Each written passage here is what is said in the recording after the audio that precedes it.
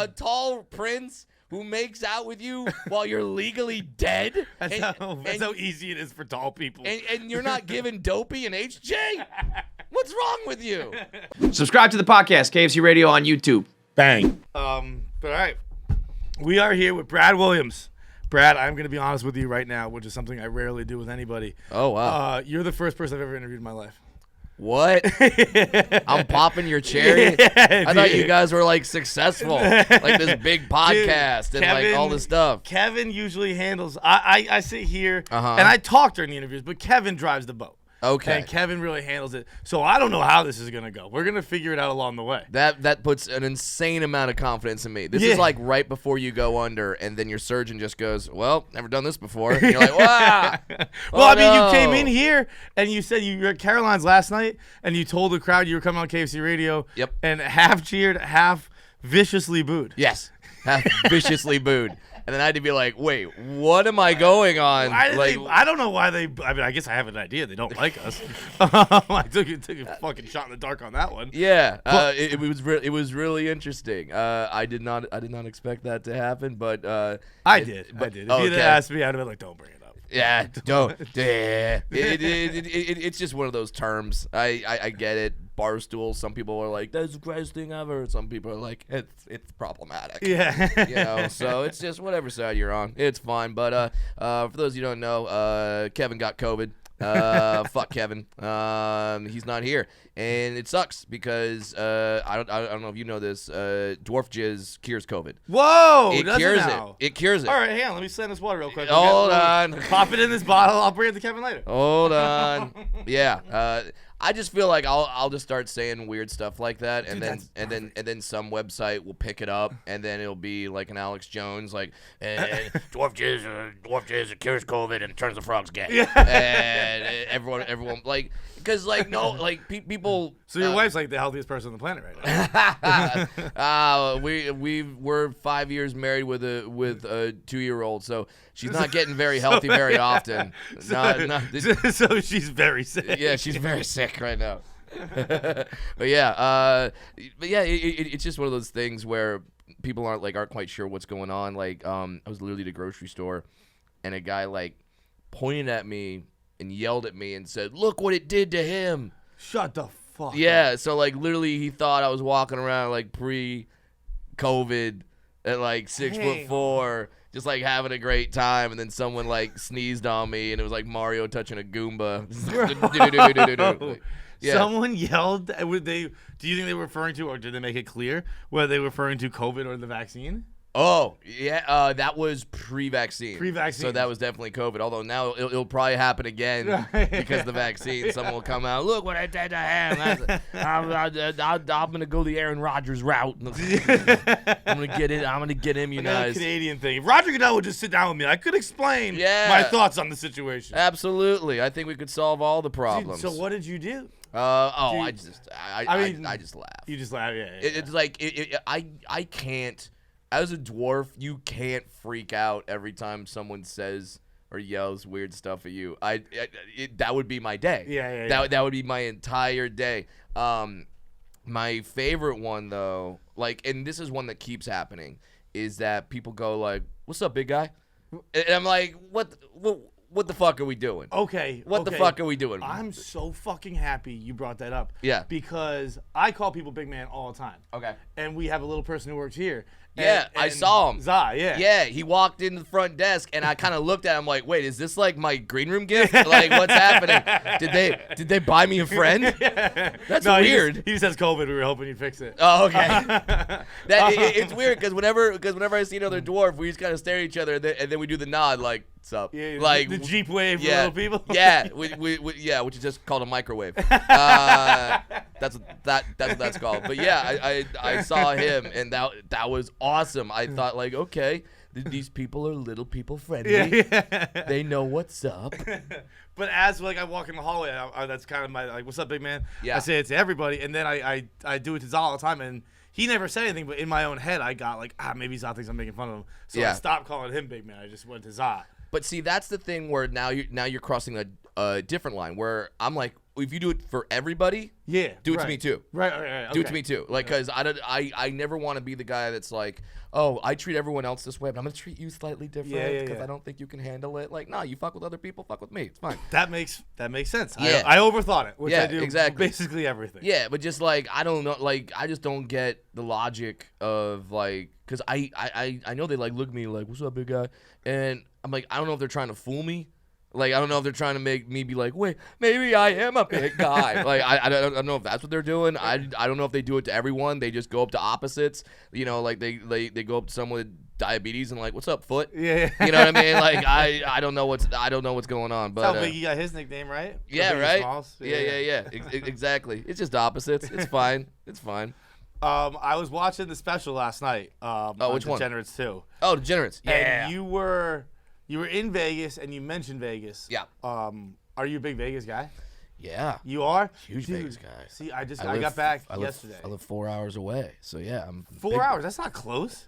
Are you kidding me? That's close. 4 hours isn't close. That's some outside the Northeast bullshit. That's West Coast close. And I went to school in the South and it was the same thing. Like it's like 8 hours. Like, you want to drive 8 hours tonight? I'm like, fucking no. Yeah. In the Northeast, it's like I don't drive past. I'm from the Boston area. What, a Barstool guy? Shocking.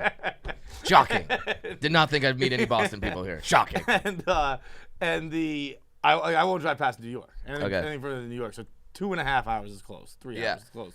But I just got back from Vegas. I was there this weekend. I don't get it. You don't get it? I don't get it, man. What don't you get about Vegas? Whatever you want, they have. Yeah, but at really expensive prices. Like, what is not to get? It's all the same. Every building is the same building. Like there's a pyramid. There's I don't mean New York and there's Italy. You can go on a tour of the world right there, and you're like, they're all the same. Epcot. Yeah, they're all the same. But so when we're inside the buildings, it's all just table games. Like we were out. Do you hate fun? Like, what's wrong with you? It's not that I hate fun. It's that I don't like fun that doesn't make sense to me. Where it's like we're playing blackjack at fucking Stratosphere. So you don't eat hot dogs because that doesn't make sense. But that's fun. Those make sense. Don't think a lot about it. Phallic meat, that makes sense. Yeah, I get it. Just shut up and have fun. It's booze. It's nightlife. It's comedy. It's great food. Is the comedy good there? Yeah. Is it? Yeah. There's some great shows there. And like, you can go to like the big shows. You know, like the people that are filming theaters. I know Mirage has like a Aces of Comedy series, and they usually have like top-notch headliners. The Laugh Factory at the Tropicana, they usually have some great headliners.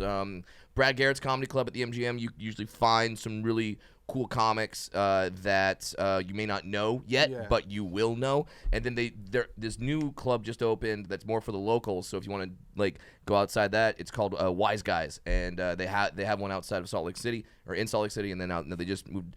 I'm just doing ads for now. I'm just doing ads. This one is sponsored by Brad Williams Comedy. Yeah, there's so many great spots to see comedy and I saw live a bunch events. of advertisements for it and stuff like that, but I think of Vegas as like kind of where you go when you're washed up.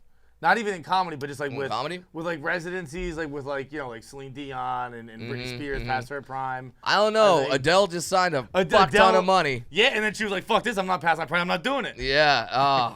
But it's like, I don't know. I think you go there when you've made your money and now you're like, I don't want to fly on planes anymore. Yeah. Like, I just want to go to one spot all the time, get treated like a king or a queen, and just enjoy it. But like, hell, I'd do a Cirque show. Why not? Dude, I fell asleep. I fell asleep in it. You fell asleep at Yeah. There's people flying off trapezes. Dude, there are people in literally a giant pool in the middle of a hotel in a desert, and you're like, not entertaining enough.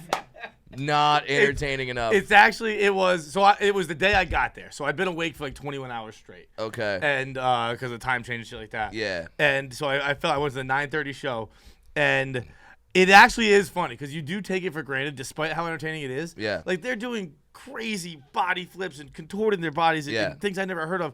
And after 5 minutes, I was like, all right, I get it. What else can you do? Like, God, I would hate to be your girlfriend, man. Riding you and like doing all these like weird reverse cowgirl cartwheel positions. You're like, yeah, we did that once before. What else you got? I'm glad you bring it up because sex is boring too. Well, now all opinions from you have been made invalid. Yeah, that makes sense. Because you don't like Vegas. How long it take? 5 minutes? Yeah, you don't like Vegas. You don't like sex. All these things are boring. Do you like hate Nutella too? Yes, I do. I saw a recipe just the other day on Instagram for Nutella French toast sticks, and I was like, oh, that'd be too sugary. That would. All right. This is gonna. All right. I know I'm the guest, but I feel like I've done enough interviews. People know about me. We need to know about you. What makes you happy? What makes you happy? My man, you're opening a can of worms. You don't want to do. What's your ideal Saturday? You got a free day. What are you doing? Bro, what makes you happy? When I find out, you'll be the first person I tell. Okay. I'll tell you. I promise you that. So, sex. Not a fan. Nutella, no. What if my answer was just fistfuls of Nutella? Fistfuls of Nutella? On the couch, just hand banging fucking Nutella. That would explain a lot. it would actually make more sense. It'd be a lot of fun. Oh, man.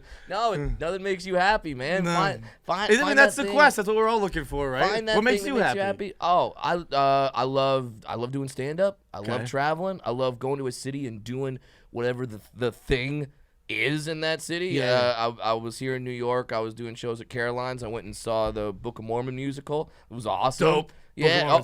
Okay. Oh, I love Broadway. Oh, there we go. Yeah, I'm a big Broadway guy. Okay, and you live in New York. That's good. Now we're starting somewhere. Yeah. I think we're having a breakthrough. Okay, that kind of stuff makes me happy, and just every time I make my daughter laugh, that makes me happy too. That's sick. Oh, it was the best. So the other day, my daughter's 2. And my wife and I gave her a bath, and she's there, and she's talking now, and she just goes like, "Daddy, in the tub," and I'm like, I'm wearing my clothes, I can't get it's not working, but I want to make my daughter happy, right? So I just in my clothes, I jumped in the tub, literally jumped, cannonballed into the tub, because you can do that when you're a dwarf, and cannonballed into the tub, and water just flies everywhere, and my daughter's laughing, just hysterically laughing, and my wife's mad because I'm like, water's all over. She's like, "What? Why did you do that? Now the whole bathroom is wet." And then my daughter goes, "It's okay, Mommy. Daddy's silly." And I'm like, yeah, goddamn right. Yeah, it's Daddy's silly. You better know and understand that Daddy's silly. We have a house because Daddy is silly. You better hope and pray Daddy keeps being silly. You better encourage this behavior. Do you find that like the humor you have to do for your daughter changes the humor you do like on stage and stuff like that? Oh yeah, like because you're more physical because she's young and doesn't really understand. Yeah. Like it's all like I don't know. The stage is still like I can separate the two. Like Ray Romano had this great joke. He did it on Letterman where he said, "So I got twins and they're newborn twins. So I just wrote a new bit. Want to see it?" And everyone claps, and he just takes out his keys and starts jiggling them. And he's like, "There you go, look at that, it's a great joke." So yeah, I can compartmentalize the stuff that it makes her laugh, and then the stuff that makes my fans laugh, and the audiences at comedy clubs laugh. But it is just like I get home, and it's just that's my goal all the time. It's just make her laugh, like make sure she's happy, and it's fun. It's real easy too. You open a book in front of your face and act like it hit your nose, and she's cracking up, and I'm just like, yes, these are some easy audiences. I wish my audiences were all that easy. It's great, man. It's a lot of fun. You're talking about. I'm glad you actually brought it up because you're talking about like how you like to go to different cities and do the thing in that city. Yeah. So I always wondered what a comedian does so much on the road. Like I've seen Louis C.K. where he talks about just jerking off and eating chicken wings all day. Yeah. And apparently with an audience. Maybe the audience didn't want to be there. Maybe the audience wanted to be there. I don't know. It's up to him. Whatever. I didn't even think about that. Sure. You brought it up, not me. But he talks about going outside. He's like seeing the sun for the first time. You get up and you go and try and do stuff. I gotta do stuff in the city, man. Like, is that for your own? It's for my own mental health. Like if I woke up every day in whatever hotel I was in and just stayed in the hotel, like it's Groundhog Day. It's the worst part of Groundhog Day. And so I go out, I do stuff. If I'm like, I can't tell you how many times I've run up the damn Rocky steps in Philly. Yeah. Like I don't care. Like I'll do it. I'll go see the museums. I'll go to a game. I'll go. I love zoos. Zoos, dude. No.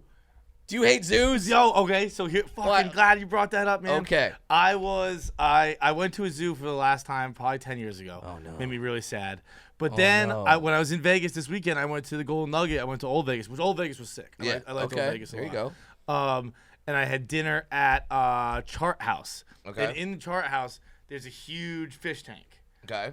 And I don't, for the first time in my life, I was like, what if they like are conscious? Like, what if they are more conscious than we give them credit for, and they're just in there screaming like, why the fuck are these people just watching me? Let me out of this prison. And it ruined my dinner. So how much pot did you consume right before dinner where you're just like looking at a fish tank like, dude, they're in prison, all man. I could hear were screams. The screams of fish coming from 10,000 leagues under the sea. Just like, help!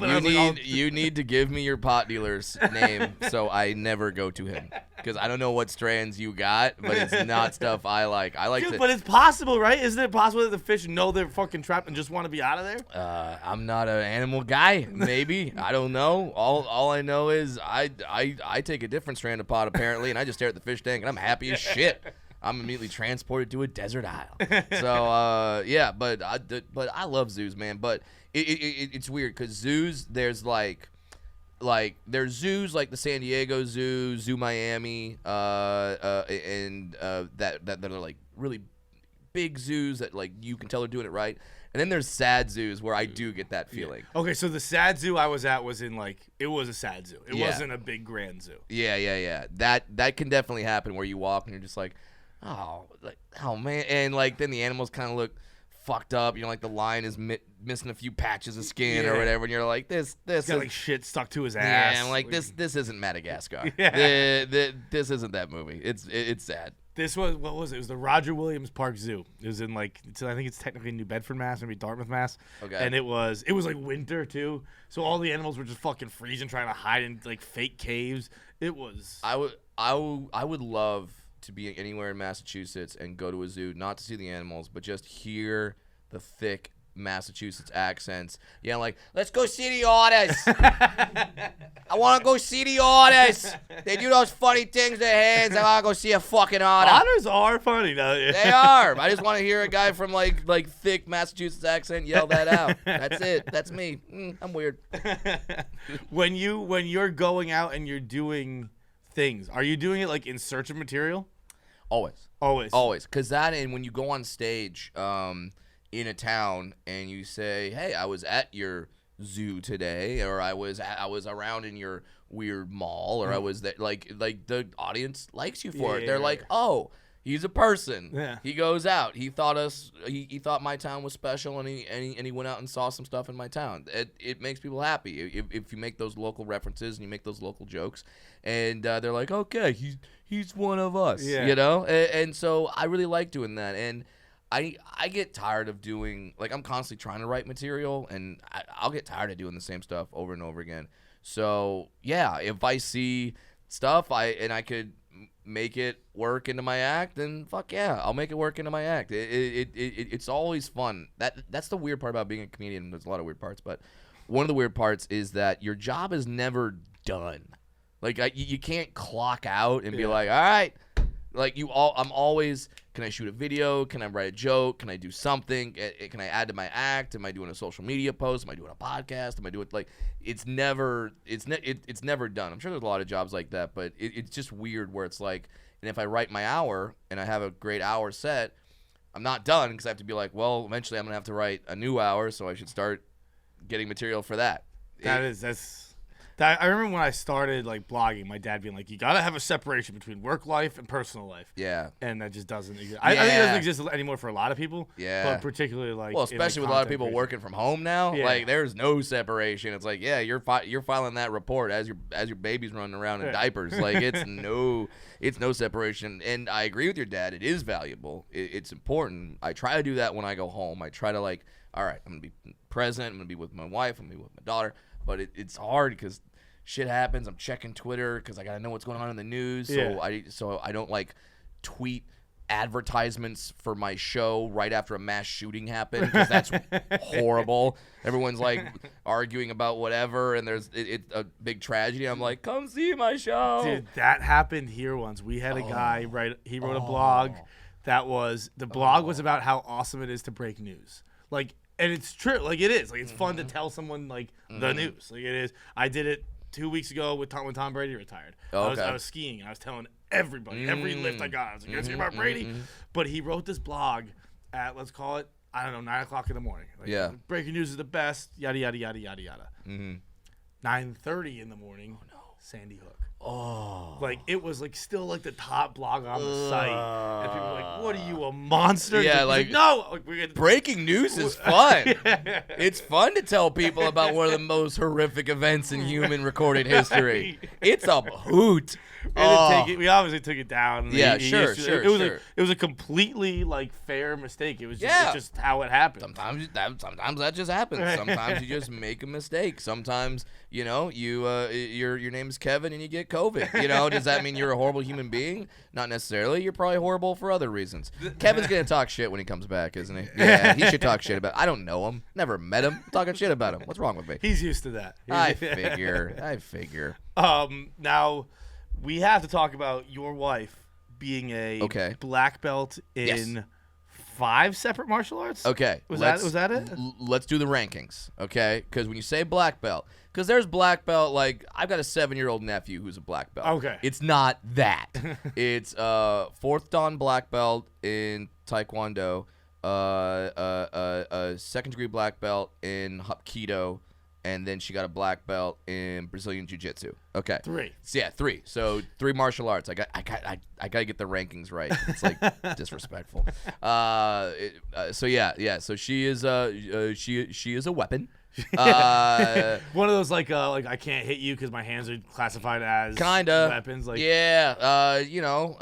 some people sleep next to guns. I sleep next to my wife and a pit bull. I'm good. I'm good. I got my wife in the house. I got a pit bull in the house. I've never slept better. It's great. You ever go out and basically instigate a fight? No, not with her. With a stranger at the bar. No. Because all right. So here's the thing, I've discovered that a lot of guys and women that have this kind of training are very similar. They don't want to get into a fight even more so. Right. Because, if you get into a fight, there's a chance you'll throw, a couple weird haymakers. They'll miss. The other guy will throw a couple weird haymakers, and friends will probably break it up, and that'll be it. And maybe you might even high-five afterward, be like, want to get a beer? Right. Okay. If my wife fights someone, they're dead. Quickly. Very quickly. It's no, they're knocked out. And that'd be such an awesome power. It's weird, but it's that Spider-Man thing. With great power comes great responsibility. She just can't be out there just just going in and going in. Why can't I think of the fucking bar fighting movie that's the most popular? Roadhouse. Yeah. Why? I've seen it 9 times. She can't just walk out just doing Kano's Mortal Kombat heart punch. It's saved for only specific purposes. I've only seen her fight, and this is the joke from the Netflix special. I've only seen her fight once, but I'll say, God damn it, if that wasn't the hottest thing in the world. To watch my wife front kick a dude in Vegas in the face, and he's knocked out in one shot. That was the best. I feel like so many guys would be emasculated by that or whatever. I completely agree with you. That would be hot as fucking shit. Yeah, it is. I'm married to Black Widow. That's fucking dope. It's amazing. That and some guys are well, but don't you feel weird because she can beat you up? I'm I'm 4'0". A lot of people can beat me up. I'm used to it. I'm not winning any fights, also, really. It's also such a weird precedent where it's I guess, but I don't feel tougher when I'm talking to a woman I can beat up. It's not don't worry, if this thing gets physical, I can take her. Yeah, it's weird to have the threat of violence looming at all times in the back of your mind. It's well, but she can kick your ass. I'm I don't know. I don't plan on it getting there. Yeah, right. I plan on just watching Too Hot to Handle on Netflix and having a whiskey and going to bed. Like, that's what my evening is with her. By the way, shout out to the Too Hot to Handle cast. Well, big fans. Are you a big reality guy? I'm not. No. Wife is. And she She's watches. tougher, so she chooses. Yeah, so she chooses the TV, and we're like, I guess we're watching Property Brothers. Yeah, she's obsessed with the Discovery Plus, and like, but here's one thing about, like, she's obsessed with like 90 Day Fiance, Too Hot to Handle, all those shows, all like the weird dating shows. And at first, I was like, absolutely not. I hate this stuff. Throw on some sports. Throw on some like crazy dramas. Maybe the new Boba Fett. Like, let's watch that. Like, that's me. And then I started watching her shows, and I realized how good it is in a marriage to watch 90 Day Fiance, because whatever fight you're having with your spouse, you watch 90 Day Fiance, you just look at your spouse and go, I love you. Thank God you're not that person. Thank God. You watch Too Hot to Handle, and as much as I'm a fan of those, they are dumb as fuck. They're probably decent human beings. But, yeah, at least they come across on the show very dumb and very vapid. And we just look at each other and go, oh, thank God.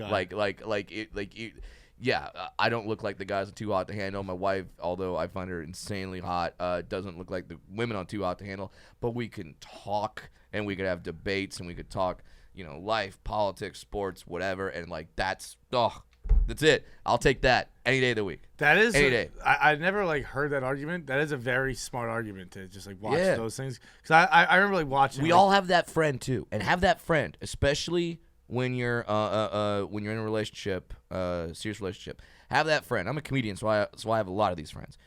Have that friend that's horrible at relationships. Absolutely horrible. Always picks the wrong people. Is just out there, just like dating horrible human beings, and you just look at your spouse and go, I'm not him. I'm not him. I'm not perfect, but I'm not him. Dude, I've had like, I don't really like reality TV. I've never really dated anyone who does. Mm-hmm. So we always watch like the serious shit.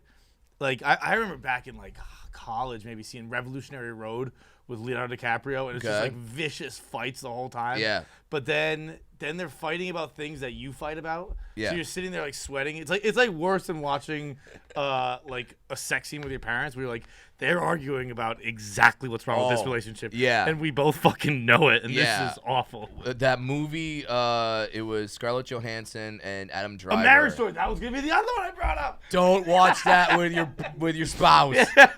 Don't watch that, because you'll be like, oh, we fight about that, and then you'll take the side of whatever person that was having your argument, and they'll just be like, of course you have that side. And it's bad. Dude. That's why, like, okay, yeah, with your spouse, watch the stupid reality shows where they're having fights about stuff that you'll never have a fight about. Watch Mandalorian, because you're not gonna be like, I remember when you stole my armor. Like, no, that's not a fight. So yeah, watch that stuff. Don't watch. I've recently realized that watching relatable fights is so much worse than watching a sex scene with your parents. No, not at all. I'm not a fan of that. Like, if there's ever a movie that's like a dwarf actor with a tall half Chinese black belt, I'm not gonna watch that movie, because I'm gonna be like, that's us. That's gonna hit a little close to home. I feel like. Yeah, close to home. Yeah. Closest thing we saw was The Station Agent. What's that one? That was Peter Dinklage's like breakout role. And he like dates a tall woman in that one, and I'm like, I didn't watch it with my wife, but I watched it at the time with my girlfriend, who obviously was since broken up. And yeah, that was weird. Yeah, it was weird. She's like, "Is that how you view me?" I'm like, I don't know. You say how I view you, and then I'll say if I agree or not. I don't want to fill in the blanks right here and get in trouble. No. Not playing Mad Libs with it. Yeah. I'm not. Yeah. Do you know why I'm mad at you? I'm gonna shut the fuck up. I'm not gonna say anything, because I'll say something else. You'll be like, wait, that? Yeah. But yeah, Station Agent was probably like the closest thing.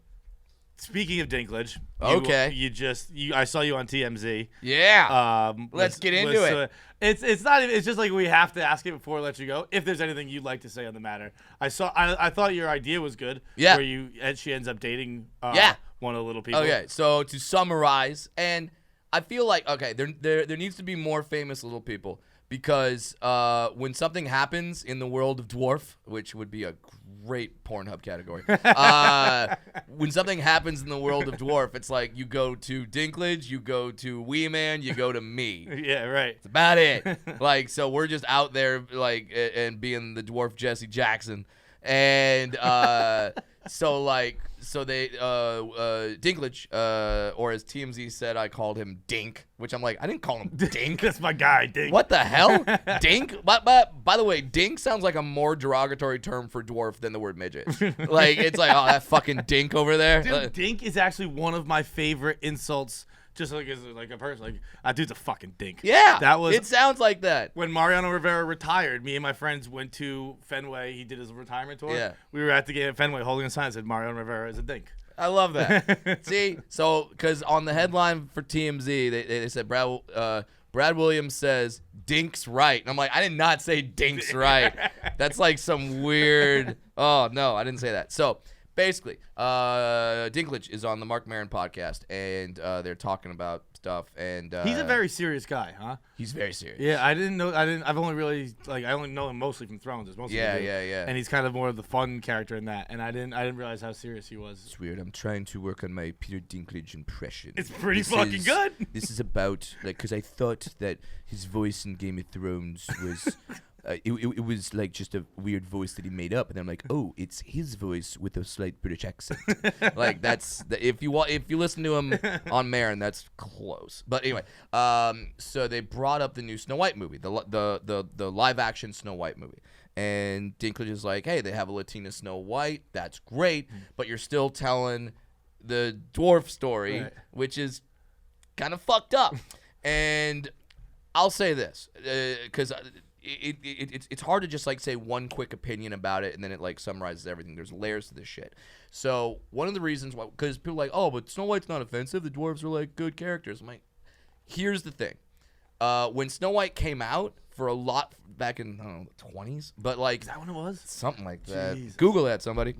Like you have a staff Googling that. Anyway, when that came out, that was the only representation that dwarves really had in popular media. So for a lot of people, when they heard the word dwarf, that's immediately what they thought. Like, oh yeah, old dudes live by themselves, have names that are based on emotions. Women, they don't have them. Like that's what they thought. And I've been in many situations where people ask me like, hey, what's the I don't want to offend you. What's the proper terminology? And I go, oh, like dwarf or little person, and then they'll correct me. They go, no, not dwarf. Dwarf is a fairy tale. I'm like, well, what the fuck are we doing? like why are you asking me that? What a ridiculous thing to do. It's like I have dwarfism. I have a chondroplastic dwarfism. It's what I have. It's a medical term. They're like, no, you didn't. You got COVID. Yeah.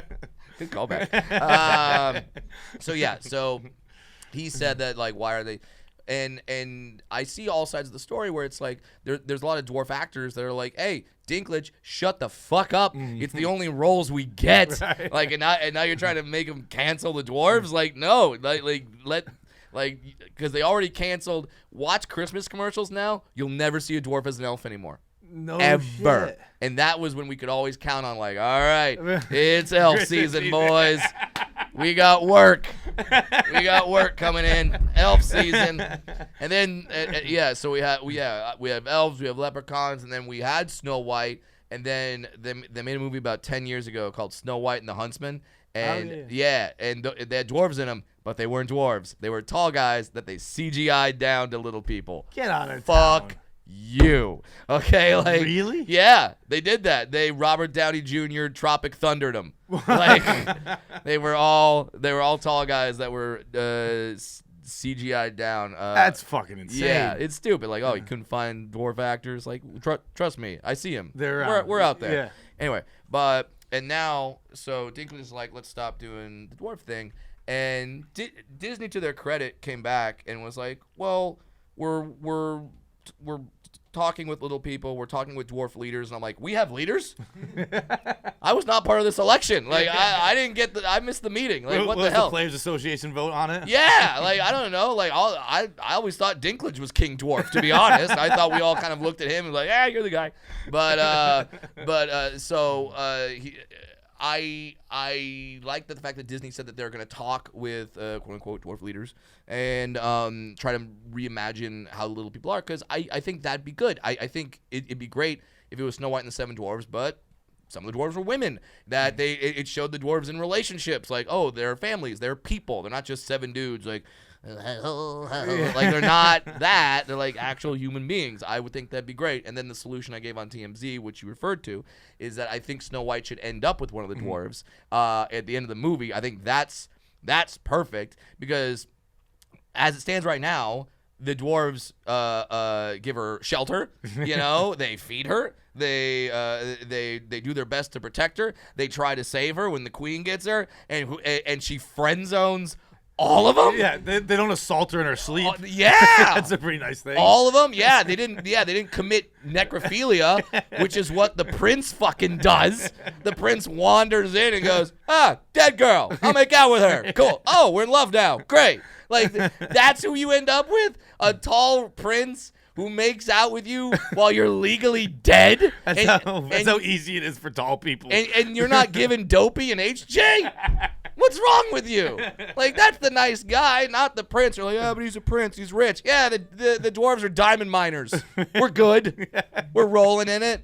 You know? I thought diamonds were a girl's best friend. Apparently not. Fucking Snow White. So that's my opinion on that. It's kind of both sides. I understand where I want there obviously to be roles for little people, not just me, but for all dwarf actors, they can get work. I also understand that, just doing the dwarf movie again is kind of like, fuck. Yeah. Like, I'm friends with Wee Man, because, of course we all know each other. But every time a new Jackass movie comes out, I'm like, here we go. I saw you with that when you had to be like, that's not me, with Lesnar. Rumble. Yeah. Brock Lesnar slammed. It's weird. I've had a few of these moments in the last few weeks. So Brock Lesnar slammed Wee Man through a table at dinner. Not even in the ring. Just like, oh, you're hanging out? Boom. Table slam. Hard ass fucking table. I don't think he broke it. I think he he like bounced off of it. And I'm like, that's a little Brock Lesnar versus Wee Man. That's not exactly a fair fight. But yeah, so I was like, that's not me. And then speaking of wrestling, the dwarf wrestler Hornswoggle went on Tucker Carlson, and I literally, to talk about the Dinklage Snow White thing, I literally got text messages from people that are like, dude, you were on Tucker Carlson? And I stopped and was like, was I on Tucker Carlson? Like, did I get really drunk and call my agent, like, put me on Tucker? Like, did that happen? No, it didn't, thankfully. So, So, I was not on Tucker Carlson. That was Hornswoggle. But yeah, like I like Wee Man. I like what he's done. I like the fact that everyone on that show is equally made fun of, which is great. I like the fact that even Jackass, if you saw the new movie, they like it's not just the Jackass guys. They've added a bunch of people, so you have women, you have minorities. Like, all right, cool. Oh, really? Even the Jackass guys are going a little inclusion. It's great. But there is a part of me that doesn't like when a new Jackass movie comes out because now people see me, they think I'm Wee Man. They're like, oh, let's kick him in the nuts and toss him in a shopping cart. It's like, no, not a fan. Nope, I'll tell jokes. How about that? Yeah, I'll tell jokes. Do that to him. That's fine. But yeah, so like we're all out there just kind of doing our own thing. Do I want positive representation for little people? Of course I do. But at the same time, I understand people got to feed your families. You got to make a buck. If you're down in Florida and you're a dwarf and you want to get tossed, all right. Hopefully they have a net or something that can catch you. As long as people aren't running out there. They're doing it without nets. That's fine. Yeah. As long as people aren't tossing me, I'm fine. They're not. If you want to pay and some guy is like, I'm cool with it. All right, that's fine. Consenting adults, have fun. Yeah. But just don't do it to me. Not a fan. You guys have a lot of whistle pig in here. We do. We're a big whistle pig. You want some? I love whistle pig. Yeah, dude. That's our main sponsor. I love me some whistle pig. It is truly like the greatest thing that's ever happened to me. I'm a big whiskey guy myself. Yeah, and whistle pig's solid. It is one of the crowning achievements of my career where it was like they became like the main sponsor of the podcast. Yeah, like, all right, that's a really made it moment. I have this bottle in my collection. Yeah. Whistle pig actually sent me stuff, and if they're watching, you want to send me some more stuff, Whistle Pig? I'm a big fan. I see that Boss Hog up there. They're probably not going to send me one of those, but that's a little expensive. But dude, we did a tour of their distillery, and they have like the Boss Hog 1. I think it's up to 8 now, right? Yeah. They said the Boss Hog 1 goes for $10,000. a bottle, obviously. Hey, Whistle Pig. I got a daughter that I gotta get to college one day. If you want to send me a Boss Hog 1, you have one just hanging around. No, but I'm a big whiskey guy. I like me some whiskeys, and I'm not just saying this because they're right in front of me, and I'm trying to get free shit. But Whistle Pig is a very good whiskey. We can. I think we got some bottles around it for you. We'll pop in the swag bag. There's a swag bag. Yeah, of course, it's a swag bag. We're not going to get out of here empty-handed. I mean, are you throwing the liquid IVs in there too? Because if I drink enough Whistle Pig, I'll need some liquid IV. I'm just hitting all your sponsors. I was gonna say you're nailing it. I'm hitting we all covered your all sponsors. the Vegas spots. Now we got the sponsors here. Sponsors here. Basically, I'm trying to be a NASCAR. Like if people want to send me stuff and have me like wear their shit, great, I will. Like I said, oh hey, this Body Armor water is very refreshing. Hold on, let me take a sip of Body Armor water. Crystally refreshing. That's wonderful, and it's alkaline. It's good for you. All right, what else can I hawk? We got some shampoo and conditioner over there. Yeah. All right, let's do that. I don't care. I'm an asshole. Where are you headed next? Well, when does this podcast come out? This podcast will come out tomorrow, Thursday. Tomorrow, Thursday. Okay. Well, you know what? Just go to my website. Just go to BradWilliamsComedy.com. I'm gonna be all around Central California. Coming up in Baltimore. Coming up in Houston. Yeah, I'm touring like a goddamn madman. Yeah. So were you locked down during COVID? Yeah. Yeah. I was So locked you down for a did year. tour? I toured me and Jeff Dye, I believe, were the first comics back.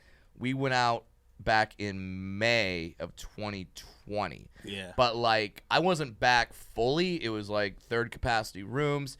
I didn't do meet and greets afterward. I like was in my hotel, club, back to the hotel. Like that's it. And depressed. Depressed. Yeah, and I would do like one show a month, and then come home, get tested, and then like that was my money for the month. Yeah. You know what I mean? So I did that, but now triple vaxxed. Let's go. Right. Let's go back on tour. Daddy was home, and there's never a good time for a worldwide pandemic, but my daughter was born in January of 2020, and then 2 months later, the world shut down. So it was never a good time. That was the best possible time for me because I got to be actually home. I got to see stuff. I feel like a lot of people think the opposite. They're like, I gotta get the fuck out of here. Yeah. But that's nice that you like your family. Yeah. Pretty rare. It's weird. I like them. They're good people. Sometimes I see some fellow comedians that like have multiple kids and a wife, and they're just like gone always, and I'm like, do you not like them? Right. How's that relationship? Trying to stay away. Yeah, I judge. Some people don't judge. I judge. Very much so. But yeah, go to BradWilliamsComedy.com, and you can see my full tour schedule. Like I said, it's pretty much every week. I'm out on the road somewhere. If I'm not in your town, wait, I'll be there. And yeah, you can follow me on Twitter at FunnyBrad. Follow me on Instagram at BradWilliamsComic. If you want to see pictures of the Asian dwarf baby and the pit bull and the ninja wife and all that, go for it. But yeah, hey, by the way, great job. Thank you very much. First interview? First interview in the books, baby. I popped your cherry. It's been so long since I've been able to say that.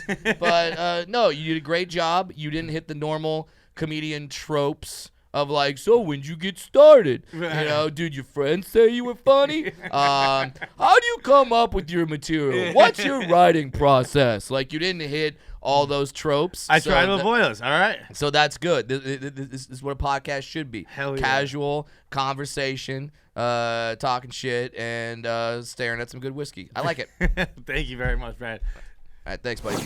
We're at 94,000 subscribers on KFC Radio, the YouTube channel. I need to have it hit 6 figures. I need 100,000 for 2022. Let's make it happen. When we hit 100K, we'll give you all sorts of content. We're going to deliver on everything we've been promising. So please just subscribe. All you got to do is log in with your Gmail, click subscribe. Whether or not you actually even use YouTube doesn't fucking matter. All it does is help us. So take your Gmail, log in, click subscribe, and help us out.